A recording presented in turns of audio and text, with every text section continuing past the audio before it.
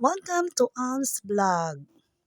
So ayan, kung nakikita niyo guys, yung dalawang anak ko ay naglalaro. At may, syempre, Christmas kaya may pailaw-ilaw naman ang aming house. So habang naglalaro yung dalawang ayan, yung daddy niya nagbibili ng balot. Kasi yung isa nag-wish na gusto niya daw kumain ng balot. At hindi pa daw siya nakakain ng balot. So ayan, pinagbigyan namin kahit gabi na. At dumating na nga yung balot. Pumasok muna kami sandali sa bahay para ipatikim ko sa aking anak ang balot. Hawak-hawak ko pa ako ngumunguya kasi may kasamang chicharon.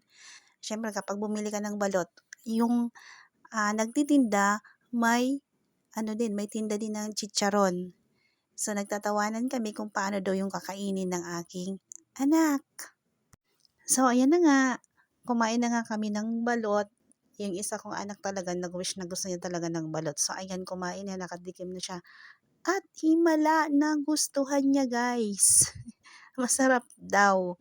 At hindi siya nadiri doon sa yung laman na baby chick na yon. Yung part na yon, kinain niya talaga guys. Oh my God.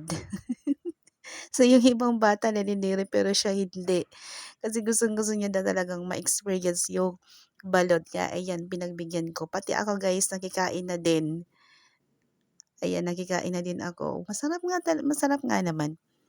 Eh, minsan lang naman kami magbalot guys kasi unang-una mahal at saka syempre mataas sa kolesterol. Tumataas na ang kolesterol natin. So hindi na ako pwede magbalot ng magbalot. So, ayan guys, after nyan, gumawa naman ako ng atsara.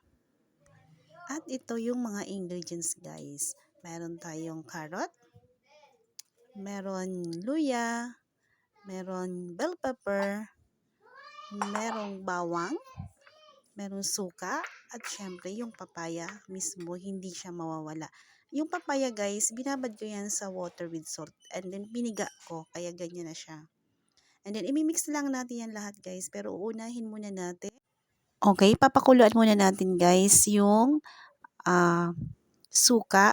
Nilagyan ko pala siya ng asin, paminta, para meron na siyang lasa kapag minix yung mga ingredients. So, hinalo-halo ko. Antayin natin hanggang siya ay kumulo. So, habang nagpapakulo ako guys ng suka, ayan, imimix ko lang po yung mga ingredients niya.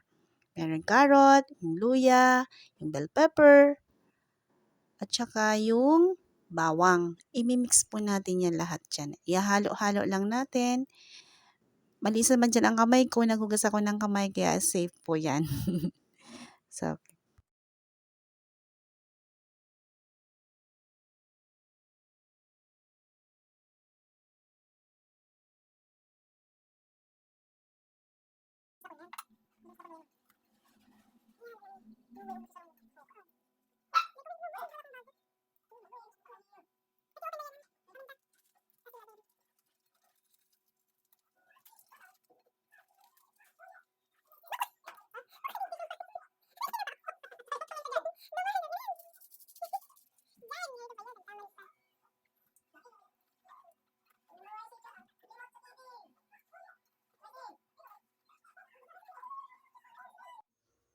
at ayan guys, nahalo ko na lahat yung ingredients. Tinignan natin yung suka at kumukulo na. Madali na guys. Madali na natin ilagay dyan. O, nilagyan ko pala ng sugar. Kasi ang atsara, isa sa mga ingredients niya ang sugar. So, nagad po ako ng sugar dyan. Pinakulo ko. Inad ko dyan sa suka kasi para matunaw siya. Una siyang matunaw. So, ayan, nahalo-halo ko na guys yung mga ingredients niya. At ito, kumukulo na. So, ready na. Pinatay ko na yung apoy. Okay, ang gagawin lang natin, bubuhos ko yung lahat na suka dyan sa lahat ng ingredients. Kasi yun yung magpapaluto sa kanya habang mainit pa. Hinalo ko yung suka sa papaya at sa iba pang mga sangkap.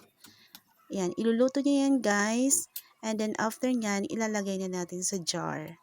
Habang mainit pa, okay lang mainit pa, ilagay natin sa jar. So ayan, na-prepare ko na po yung jar ng mga lagayan. Ni-sterilize ko na din siya. So naglalagay na ako. Tingnan natin kung ilang magagawa ko. Kung ilang garapon ba yung magagawa.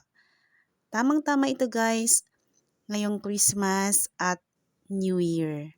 Kaya naisipan kong gumawa guys kasi mahilig kami. Mahilig ang mga bata kumain ng may mga sausawan. So, hindi na siya gagawa ng sausawan.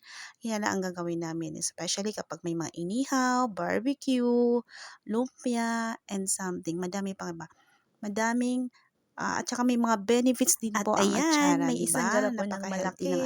Alam niyo ba guys, na yung ginamit kong mga garapon ay na-recycle ko lang. Yung mga empty jar na naka-stock sa akin sa kusina namin. Ang ginawa ko, in-sterilize ko, pinakuluan ko, pati yung takip para medyo tumagal yung buhay ng atsara niya at maalis yung mga bakterya. So, ayan, medyo madami po yung nagawa ko. Hindi naman karamihan. Ayan. Yan.